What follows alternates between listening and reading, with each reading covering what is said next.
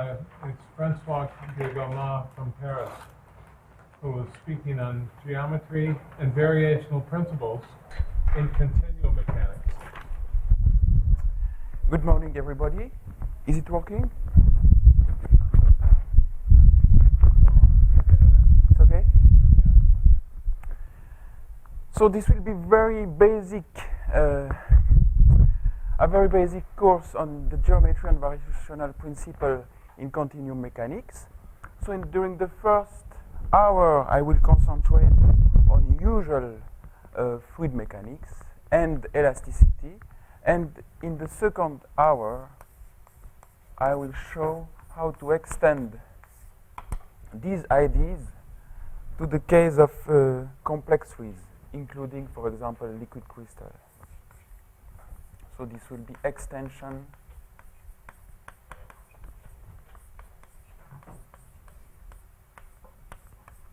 to complex fluids.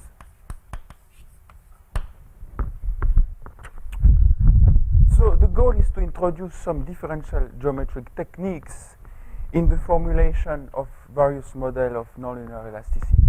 My main source of inspiration for all this talk is an old book by Marsden and Hughes.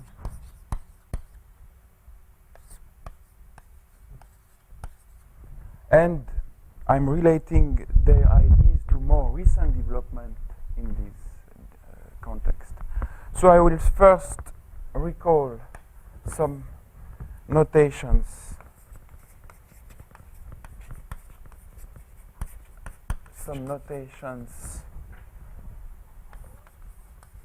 for Lagrangian and Hamiltonian mechanics, right?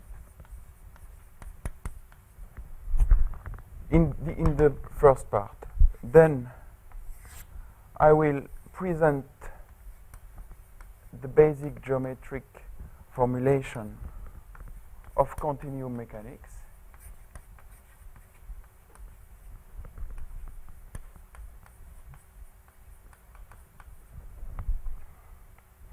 Then I will mention two main descriptions, the material description and the spatial description. So this will be material versus spatial representation.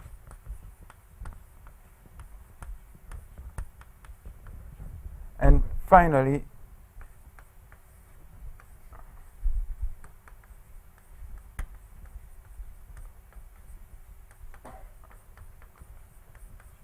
I will describe in great detail the variational principle in spatial representation. So this course is thought as a complement of what you have seen last week with Daryl Holm, who was mainly focused on the dissipative and gradient flow part of the problem. This week I will be mainly concerned with the conservative part. So having the both together, you have the whole picture and many opportunities for future models, right? So let me start with number one. If I have a mechanical system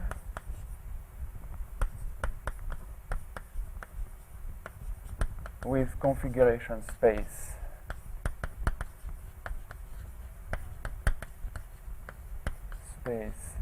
Q, then the Lagrangian of the system is a map, right, depending on both the position and the velocity of this system. This works for any configuration space, and you will see that in the case of nonlinear elasticity or continuum mechanics or liquid crystal, this space is a space of mappings, so it's useful to recall first in the classical setting what are the objects that I will need for this description. So to this Lagrangian, is associated an action functional, right?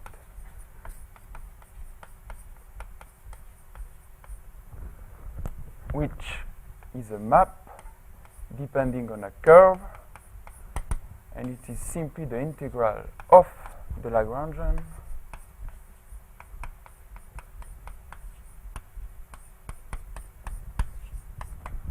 during the time interval of the evolution of the system. So the main ingredient here, the main statement, the main tool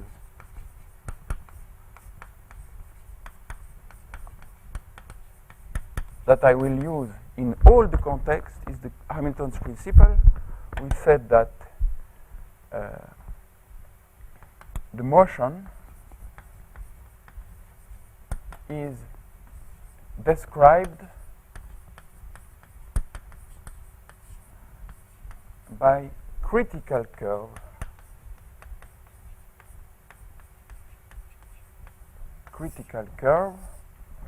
of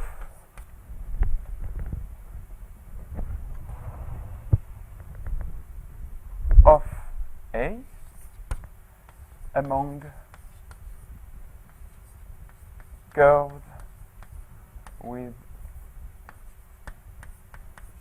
fixed endpoint. You will see in a moment why I'm insisting on these things. So this means that we have this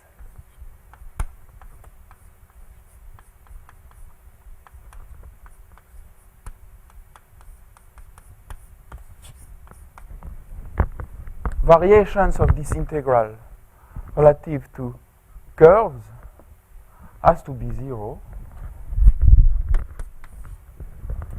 for all variations such that they are fixed at the endpoint. So this means the variations are 0 at the endpoint. So delta q at 0 equals delta q at t equals 0. Right. Okay. And as you know, this is equivalent to the Euler-Lagrange equations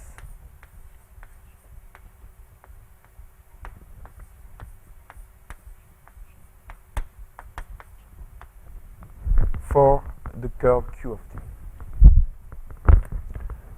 Now, to this Lagrangian is associated the energy,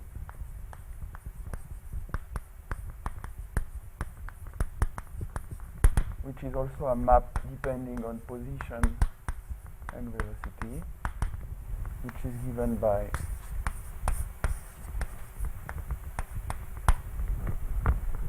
the partial derivative of L relative to Q dot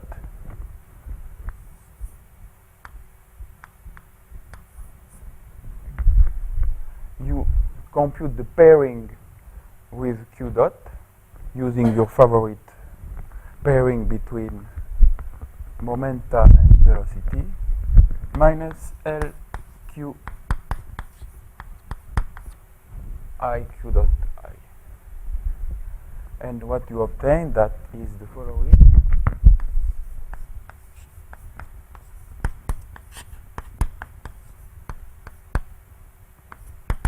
You take the derivative of this with respect to time. You have d dt dl dq dot I q dot I plus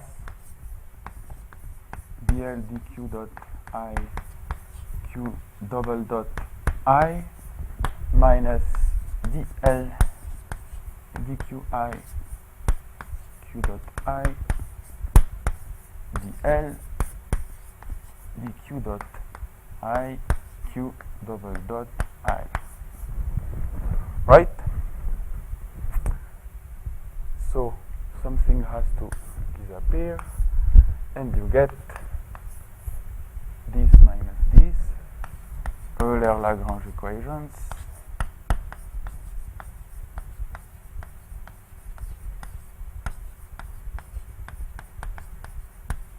Pairing with Q dot I.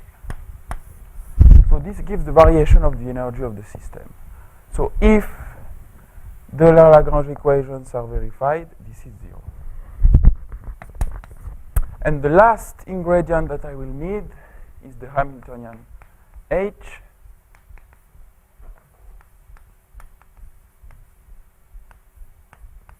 which is defined now on the Q and P space. It's simply the energy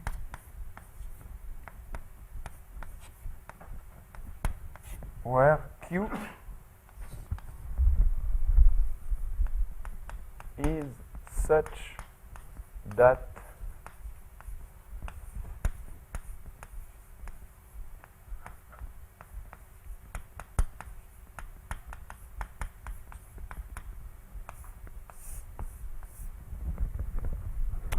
so if you want this to be well defined, you have to be able to reconstruct the Q dot given Pi. So this means that if I give Pi, for each Qi, each position I, you have to find a unique Q dot I such that this is verified. This means this is an hypothesis on L, and this is possible if this map Qi, Q dot I goes there is a smooth bijection. Okay? So now I'm explaining how this can be applied to continuum mechanics. So this is my number 2.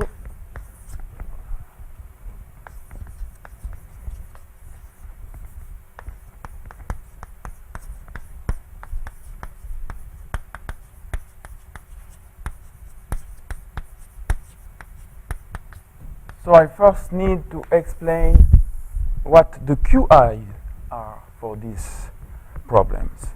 So we have in continuum mechanics, this is the general setting, right?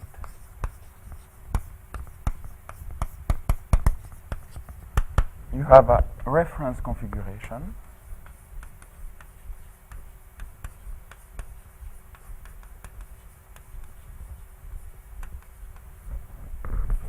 with, so let's call it this space B. Any manifold would be okay. And the element here I denoted by X. This is the reference configuration. Then the actual motion configuration of this body is given by a map going from this space to an ambient space S, often S is R3, right? And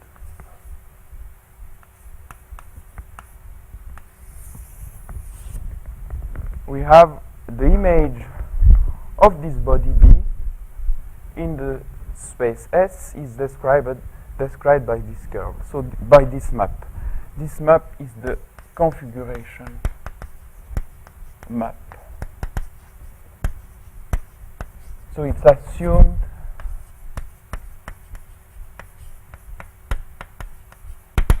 phi is an embedding.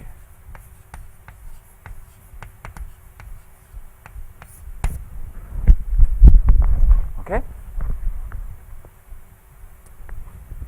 So if I have some body here, the image of this body by the map phi, if I want to describe the motion of such a mechanical system, for example, a free boundary fluid or a free boundary elastic material, I have to give you a time-dependent map phi, right?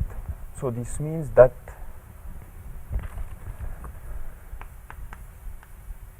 the Qi's of T are now maps of the form phi of T and X.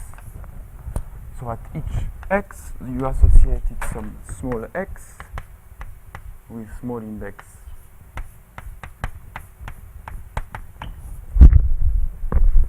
And the trajectory of a point X is given by the image. So this trajectory is given by this map. So the trajectory of the material point is given in the spatial description by a curve. This curve is given by T going to the map applied to T and Xi. Xi is fixed, right? So when we are here, we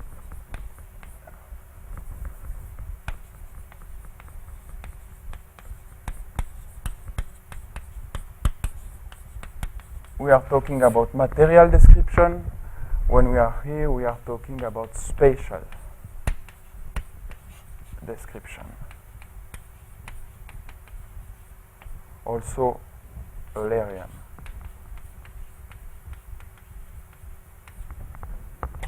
Okay. Now, one more thing. We have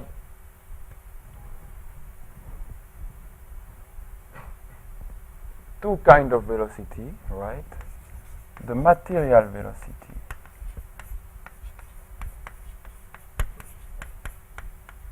which is the time derivative of the configuration map, right? So how do I look at this material velocity?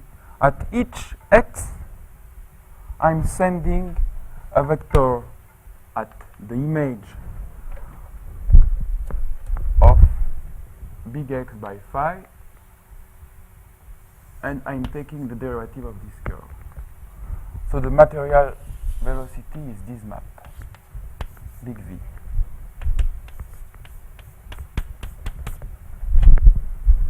Now if I want to work exclusively on this side, right, I have to define the spatial velocity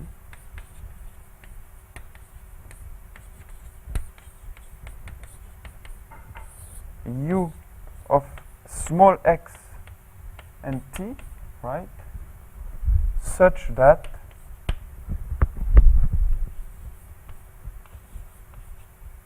the derivative of the configuration map is given by this velocity u at this point at time t. So this u is the same vector, right, but viewed as a map from x to vector field, not from big X vector field. So this seems like a trivial statement, what I'm saying, but in fact this is a crucial point for all what I'm doing in the next paragraph.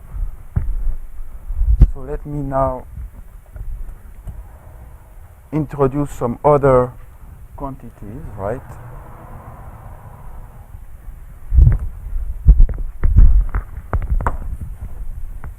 It's not enough to have configuration maps. You also have to be able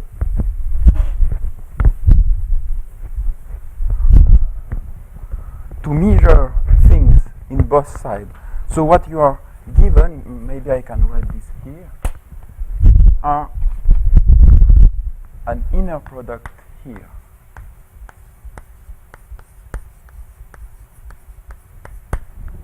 On this space. And on this space, this inner product is simply delta Aj.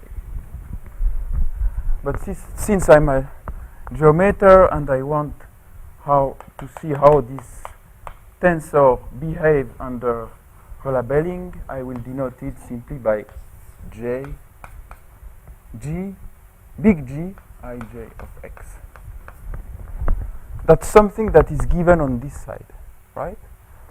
Then on this side also I need an inner product, delta Ij. And for the same reason, I will denote it by J, x. This means that I can treat more general geometries, not only R3. Right? Now, if I look at the problem on this side, I can also have other tensor field, like, for example, mass density, which is a volume form on the reference configuration. Right? That's all what I need. Now,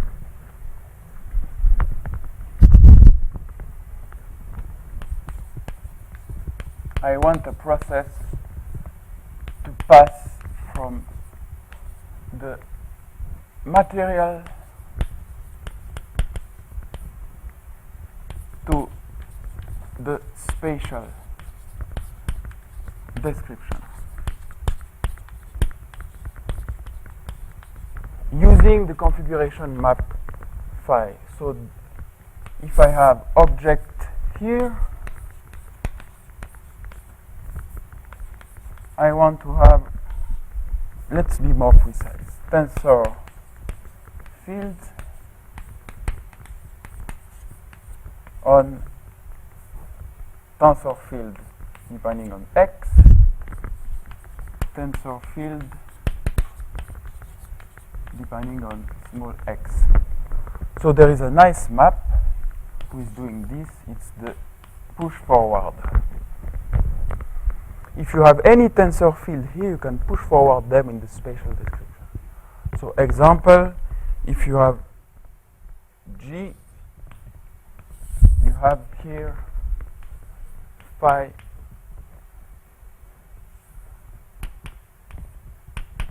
this is called the finger deformation tensor, right? If you have your mass density here,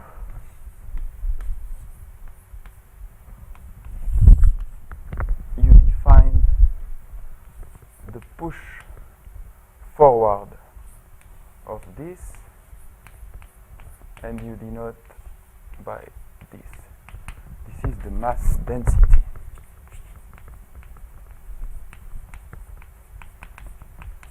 Right? And now, since you have also an object here, you want to go the other way. So, passing from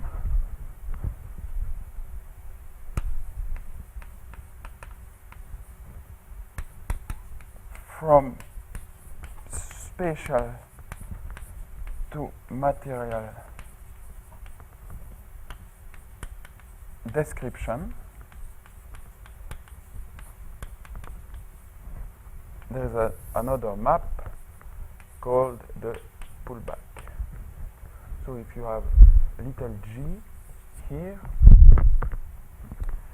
you have big C. This is called the Cauchy-Green tensor.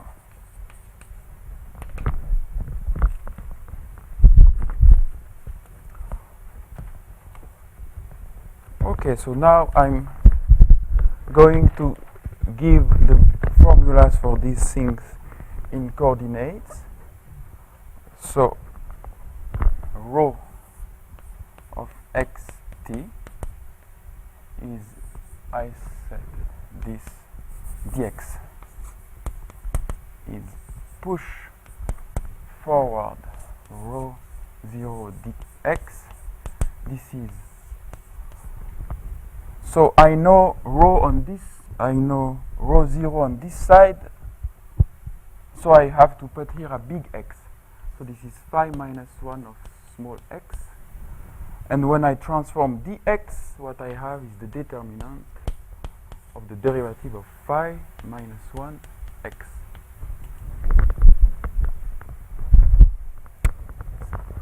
Now what about, for example, small c? So Cij has small indices down and big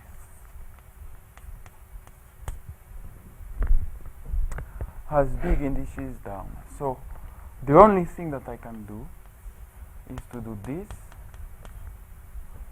and then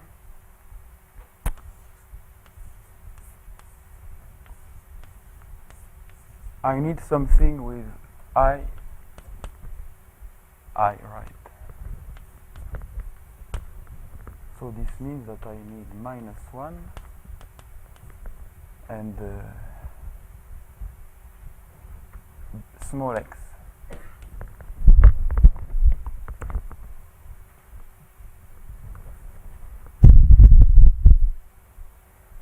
And same idea for the Cauchy-Green tensor. So the geometry exactly tells me what I'm allowed to write when I'm passing from the spatial to the Eulerian picture. Right? So because I will need it, I'm just writing the corresponding formula for big C, right? So it's small j, ij, x, no, not x, phi of big X, d phi I dx, I phi j dx j.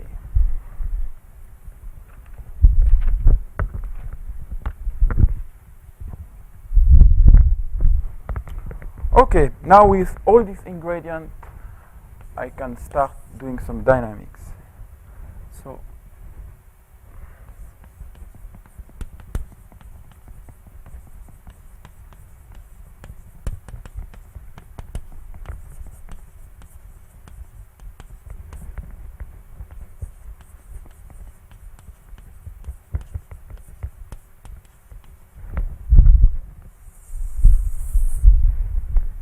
So I have to build an LQI Q dot I, right? So for us, this will be L of the configuration and the material velocity. Then I have to build some kinetic energy using some ingredient from this blackboard. So kinetic energy means the time derivative of these things. So I need to measure this using small g. So this will be integral over the body, time derivative of the configuration map, square, but I have to use the metric g to compute these things, rho 0 x dx. And then I'm staying very general in order to consider all kind of continuum model here, including fluid, for example. So let me just write some abstract stored energy function.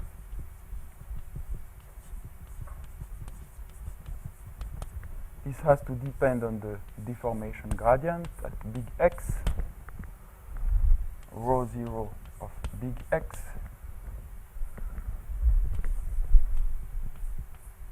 the metric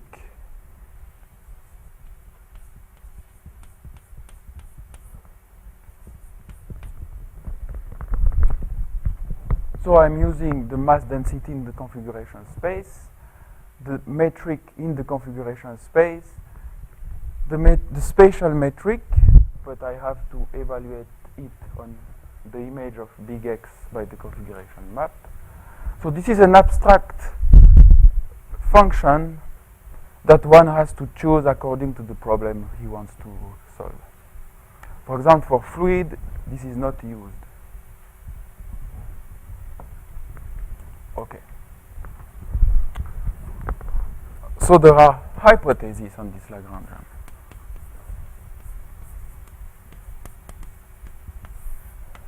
This is called the material frame indifference, right?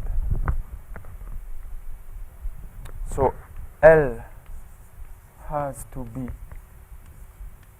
unchanged under what? Phi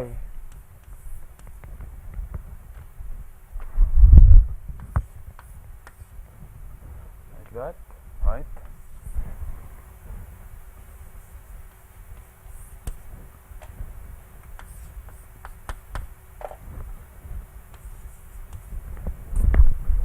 So this makes sense, right? Psi star down is going this way.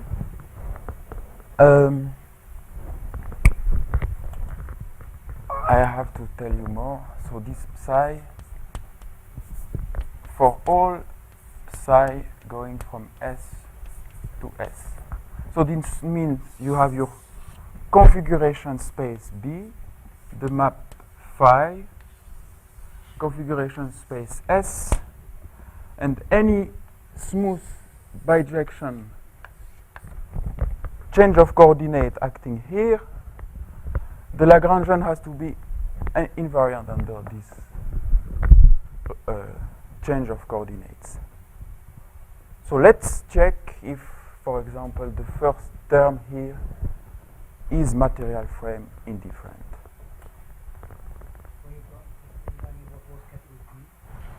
Capital D. D? Yeah. Yeah, capital D is a matrix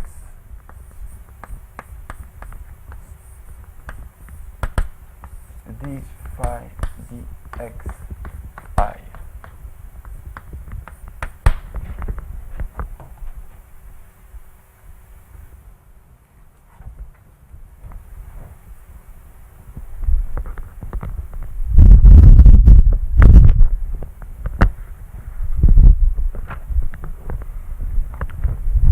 So, for example, we have to, you see why it's important to have some abstract metric here. Otherwise, if you fix the delta ij, for example, you cannot really formulate the material frame indifference, right? Because it's too special.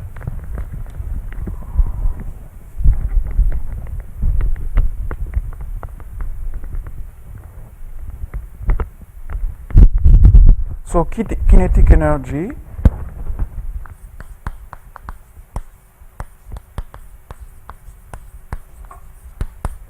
is frame indifferent. This is not a surprise. This is just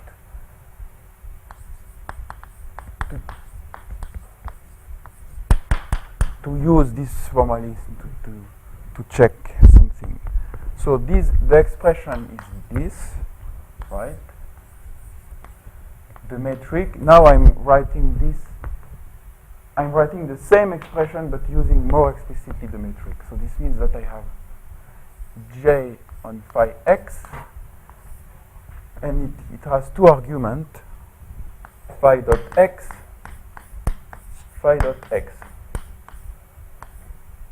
rho 0 x dx. So I'm simply using this formula, but with an arbitrary metric. So under these changes, this goes to 1 over 2. This is psi star down, G. And phi is now psi composite. Now I have here dot, but psi composed with phi.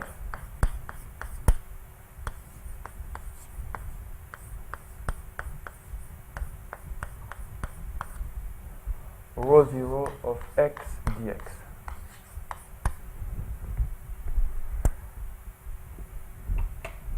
So we have to check that this recovers this.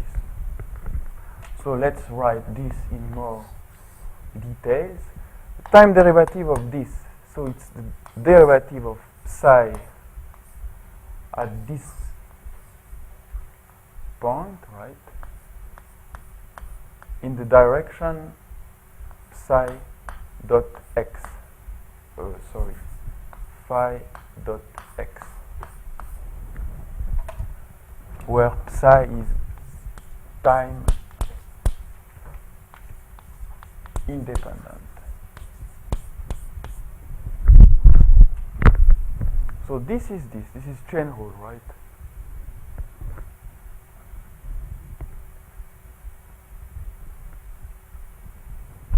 Now, if I develop psi star g,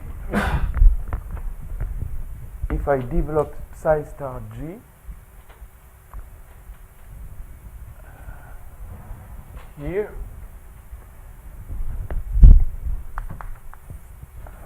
this was phi, that was the same thing, phi star g. I have to insert this derivative, the derivative of the map psi into the two slots of J. So this means that I have to write this. Let me give everything. J at this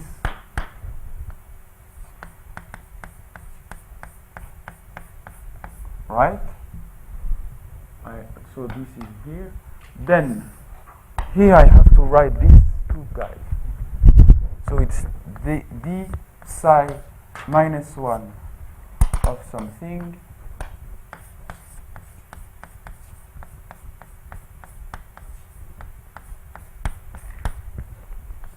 same, right? And here now I can replace, this is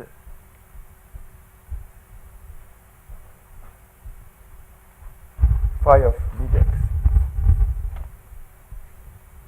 Sorry, it's psi of phi of big X.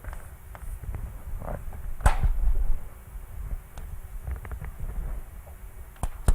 So this is here, and this is the effect of doing the push forward, right? This cancels because this is nothing else than the derivative of this.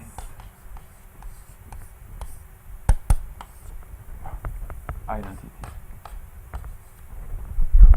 So, and also this thing. So I'm getting exactly the same answer. Let me get rid of this notation. Phi dot x square g rho 0 x dx. Okay. So we have checked that the kinetic energy is framing different. Now, this hypothesis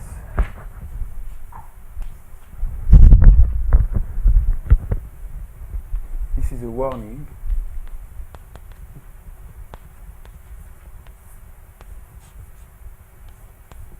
Is not the same as isotropic.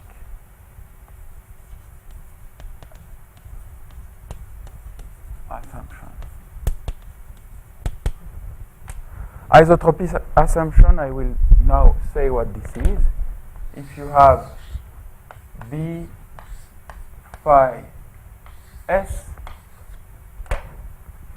isotropic assumption means it's invariant under relabeling.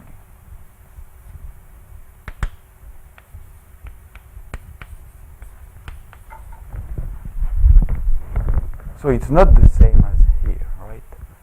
So this is an assumption on any physical meaningful Lagrangian.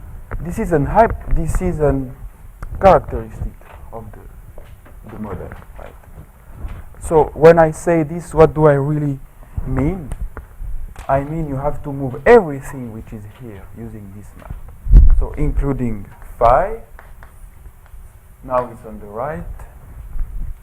Eta. The mass density. Eta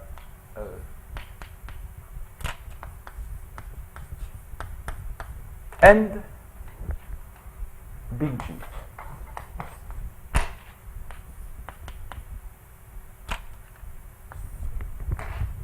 So if I write the same Lagrangian using this new object, I should get the same thing. If I get the same thing, this means that the material is isotropic.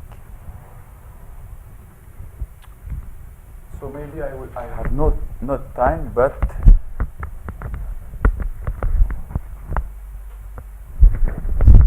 the kinetic energy is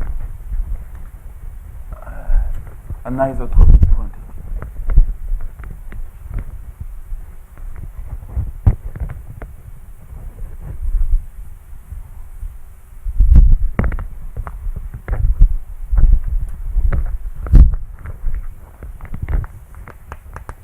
Kinetic energy verifies this assumption, this property. Okay.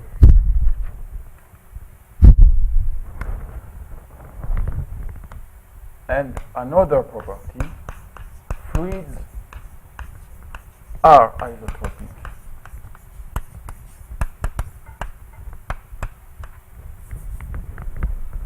How much time do I have? Okay. So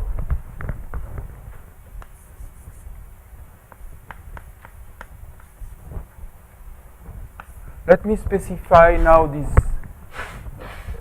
this energy, this internal energy in the case of fluid, right?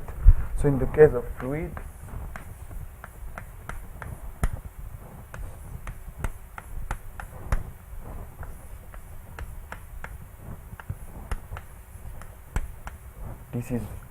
this simplifies a lot. This is simply internal energy, ρ0 x divided by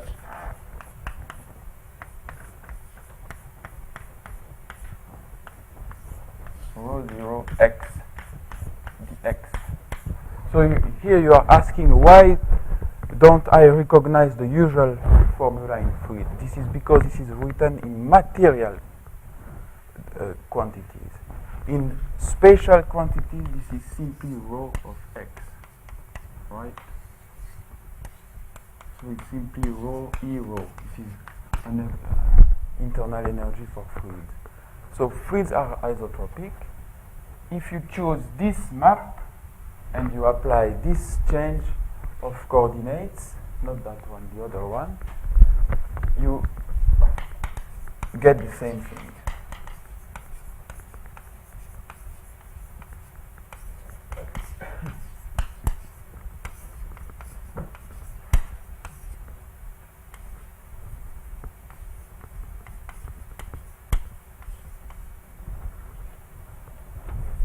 Okay, so after lunch I will derive the equations using Hamilton principle. So I will do this.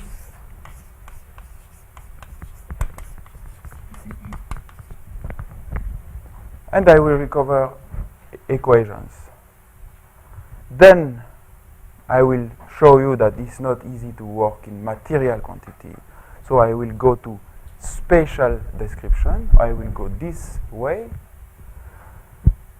And going this way, you will see that this Hamilton's principle, this very simple Hamilton's principle, which said that this is critical for any variations, on this side he becomes more involved, because the variations induced on this side are constrained.